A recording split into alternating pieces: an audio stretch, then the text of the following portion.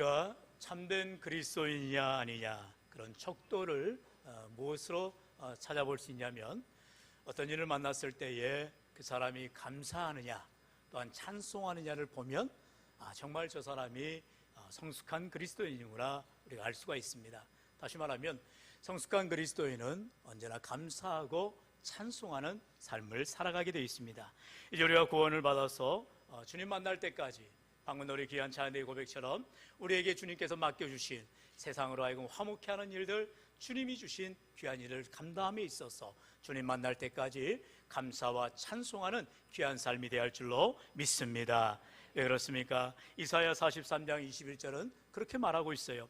이 백성은 내가 나를 위하여 지었나니 나를 찬송하게 하려 함이라. 하나님께서 저와 여러분을 왜 지으셨느냐, 왜 만드셨느냐, 왜 우리를 창조하셨느냐? 바로 하나님께서 영광의 찬송을 받으시기 위함이라는 것입니다.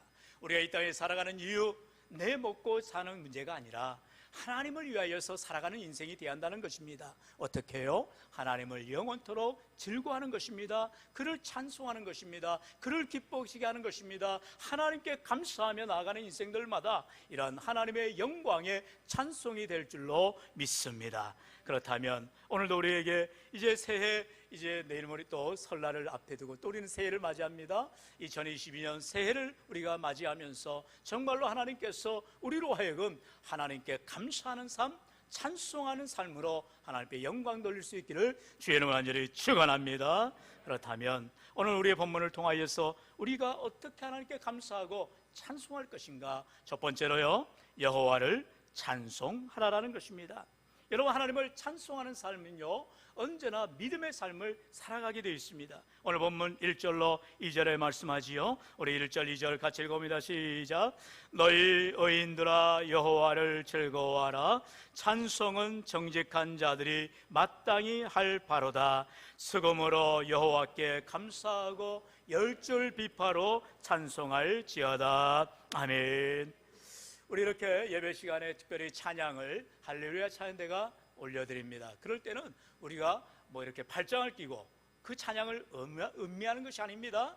우리가 찬양을 받는 게 아니죠. 우리가 함께 마음 다하여서 하나님께 영광을 돌리는 줄로 믿습니다.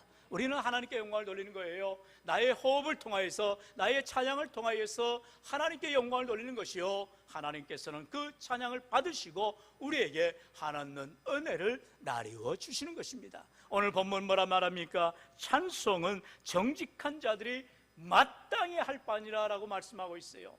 무슨 말입니까? 우리가 찬송이 나온다는 것, 세상 사람들은 이제 노랫가락이라 하죠. 흥얼거린다 하죠. 기쁠 때 나옵니다. 즐거울 때 나옵니다. 좋을 때 나옵니다. 그래서 에라 좋다 얼씨구 절씨구 하면서 흥겹게 노래를 부릅니다. 그런데 슬프면 어떻게 해요? 곡을 하게 돼 있어요. 울게 돼 있어요. 어디서 찬양이 나오고 어디서 노랫가락이 나오겠어요? 하지만 믿음의 백성들은, 정직한 자들은 하나님 앞에 마땅히 찬송을 하라라는 것입니다. 무슨 말이에요? 어떠한 상황 가운데서도 우리는 찬양의 입술이 끊어지지 아니할 줄로 믿습니다. 이것이 바로 그리스도인의 본분이라는 것입니다. 우리는 찬양할 만해서 찬양한 것이 아닙니다. 감사할 만해서 감사하는 것이 아닙니다. 세상 사람들은 조건적으로 감사하고 조건적으로 찬양하게 돼 있어요. 하지만 하나님의 사람들, 저와 여러분은 어떠한 상황 가운데에서도, 심지어 우리가 찬양할 수 없는, 감사할 수 없는 그런 열악한 가운데에서도 나를 돌아볼 때에 나 같은 죄인을 구원해 주신 그 하나님의 놀라신 은혜에 감사하여서 우리는 하나님 앞에 감사하게 되고요, 찬송하게 되어지는 것입니다. 사랑하는 성도 여러분, 그래서 계속해서 3절에 그렇게 말하고 있지요. 새 노래로 그를 노래하며 즐거운 소리로 아름답게 연주할지어다. 우리는요 새 노래로 노래하는 것입니다. 아름답게 연주하는 것입니다. 모든 것을 동원하여서, 우리의 악기들을 통하여서, 우리의 찬양을 통하여서 하나님께 예배 드리는 것입니다. 어떤 상황에서도 감사하고 찬송하시길 바랍니다. 여러분, 정말로 어떤 상황이 닥쳤을 때에 정말 주님께 감사할 수 있을까요? 어떤 어린이를 만났을 때에 찬송이 저절로 나올 수 있을까요? 그것은 훈련되지 않고 연단되지 않고 나올 수가 없는 것입니다. 그래서 저는 그렇게 말을 하고 싶어요. 감사할 수 없는 상황에서도 감사하면 기적의 역사가 일어나게 된다는 것입니다. 찬송할 수 없는 상황에서도 찬송하면 회복의 역사가 일어날 줄로 믿습니다. 할렐루야. 제가 만든 말인데 조금 그럴듯합니다. 네, 한번 따라해 볼까요? 감사할 수 없는 상황에서도 감사하면 기적의 역사가 일어나고, 찬송할 수 없는 상황에서도 찬송하면 회복의 역사가 일어납니다. 할렐루야. 여러분, 모든 상황인 것입니다. 데살로니가전서 5장 18절에 범사에 감사하라, give thanks any circumstance입니다. 어떤 상황에서도 감사라는 거예요. 좋을 때나 나쁠 때나 슬플 때나 화날 때나 희노애락에 상관없이 말고 언제나 어디서나 하나님 앞에 감사 찬송할 때에 우리 하나님은 기적을 일으키십니다. 회복을 일으키십니다. 치유케 해주십니다. 기도마다 응답되는 놀라운 역사가 일어나시기를 주의 이름으로 간절히 축원합니다. 우리가 잘 알듯이 욥을 바라보면 정확하게 그런 일이 일어나는 것을 봅니다. 여러분, 이번 설 연휴 기간에 욥기가 그렇게 길지 않아요. 총 42장이죠. 한번 묵상을 해보세요. 많이 읽으실 수 없으시면 1장과 마지막 42장만 읽으셔도 돼요. 거기다가 좀 더 읽으시려면 가운데 장 23장도 읽으시면 좋습니다. 욥은요, 우리가 잘 알듯이 동방의 의인이라 하였습니다. 가장 훌륭한 자라가 있어요. 하나님이 내 종이라고 말합니다. 그 욥을 너무너무나 귀히 여기신 하나님께 사단이 와서 따져봅니다. 아이고 하나님, 욥이 까닭 없이 하나님을 경외하리까? 1장 9절로 말하고 있어요. 까닭 없이 뭔가가 있으니까 하나님께 경외하고 하나님을 찬양하고 하나님께 감사하는 것 아니겠어요? 이렇게 사단이 말하고 있습니다. 그러자 하나님께서 그래, 뭐든지 해봐라. 내가 볼 때 욥은 어떤 이유를 가지고 나를 경외하는 것이 아니란다. 그래서 정말 사단이요, 어떻게 합니까? 그의 가정을 아주 쑥대밭으로 만들어버립니다. 아들 7과 딸 3이 있지요. 10자녀가 순식간에 다 죽어버립니다. 여러분, 가장 큰 불효가 부모 생전에 자녀가 죽는 것이잖아요. 이제 욥에게 그렇게 눈에 둬도 아프지 않을 10자녀가 순식간에 죽어버립니다.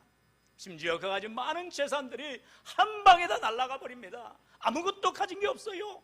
그러자 이제 욥이 어떻게 하는가 봅니다.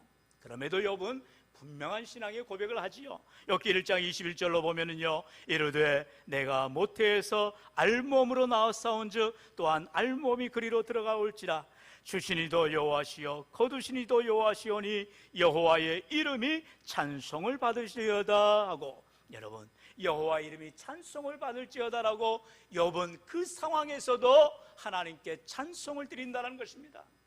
우리가 찬송할 상황입니까?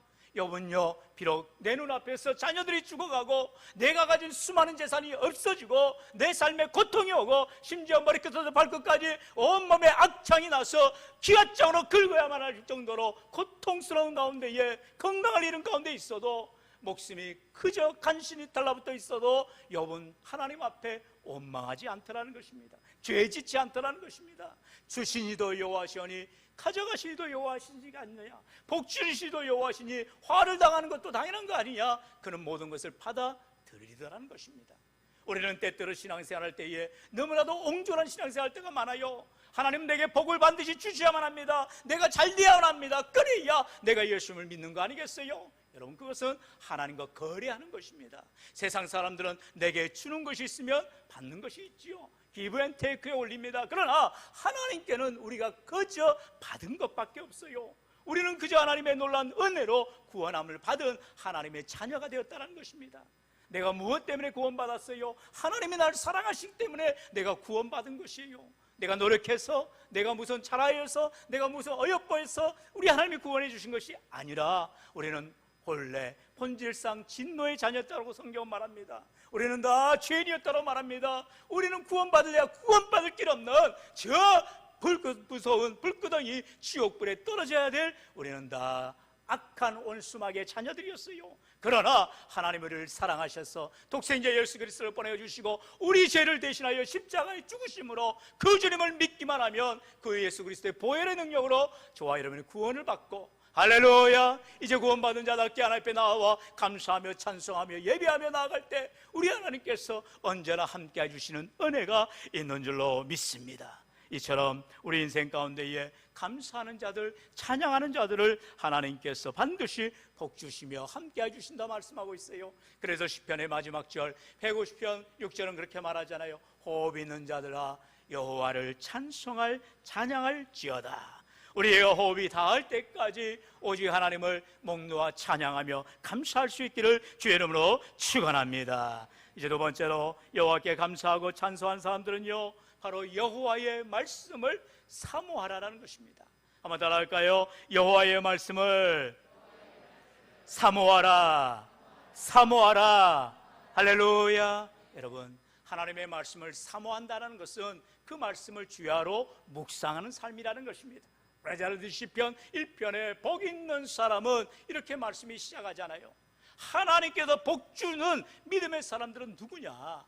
악인의 꾀를 죄인의 길에 오만한 자의 자리에 앉는 것이 아니라 오직 여호와의 율법을 즐거워하여 그 율법을 주야로 묵상하는 자로다라고 말씀하고 있어요. 하나님의 말씀을 늘 가까이 하는 것입니다. 주의 말씀에 순종하는 것입니다. 주의 말씀을 누구보다도 사모하며 사랑하는 것입니다. 오늘도 이러한 자를 하나님이 정직하고 진실에 행하는 자라고 말씀하고 있어요. 우리 본문 4절이 말하지요. 우리 본문 4절 같이 읽어봅니다. 시작. 여호와의 말씀은 정직하며 그가 행하시는 일은 다 진실하시도다. 아멘. 그렇습니다. 하나님의 말씀은 정직합니다. 하나님의 말씀은 진실합니다. 하나님의 말씀은 거짓이 없어요. 그렇기 때문에 정직한 자가, 진실한 자가, 거짓이 없는 자가 하나님의 말씀을 좋아할 수밖에 없는 것입니다. 언젠가도 말씀을 드렸지요. 유대인들은요, 어려서부터 하나님의 말씀을 암송하게 합니다. 그래서 5살만 되면 이제 토라라고 말하지요. 이 모세 율법을 암송하게 하는데, 특별히 신명기 6장의 말씀처럼 쉐마 교육을 하는 것입니다. 이스라엘아 들으라라는 거예요. 하나님의 말씀을 들으라라는 거예요. 하나님의 말씀은 들어야 하는 것입니다. 믿음은 들음에서 난다고 하였지요. 하나님의 말씀을 들을 때에, 들을 귀가 있을 때에 그에게 하나님의 말씀이 임하게 되고 그 말씀이 삶에 주관하시고 주관하게 되어 있다는 것입니다. 그런데 아이들이 어려서부터 말씀을 암송이 쉬워요? 어렵지요. 그러니까 부모들이요, 자녀들에게 이렇게 양육을 합니다. 우리 잘 알듯이 탈무드가 이제 토라가 성경이 이제 두루마기가 있잖아요. 건 두루마기가 있으면 이제 양피지를 감싸놓고 그 막대 양 끝이 있어요. 그러면 거기에 꿀을 발라 놓습니다. 꿀을 발라 놓으니 아이들이 어려서부터 그 양피지에 두루 담겨 있는 하나님의 말씀 율법을 좋아하는 거예요. 그 꿀을 빨아먹는 거예요. 그래서 시편의 기자가 많은 거예요. 주의 말씀이 꿀송이보다 더 다니이다. 처음에는 두루마기에 끝에 달린 꿀발로는 그 꿀로 생각을 하다가 이제는 그 꿀만 빨아먹던 어린아이에서 이제 자라나 말씀을 읽으면서 그 말씀이 생명이 되고 내 삶의 양약이 되어지니 정말로 송이꿀보다 더 다니이다라고 고백되더라는 것입니다.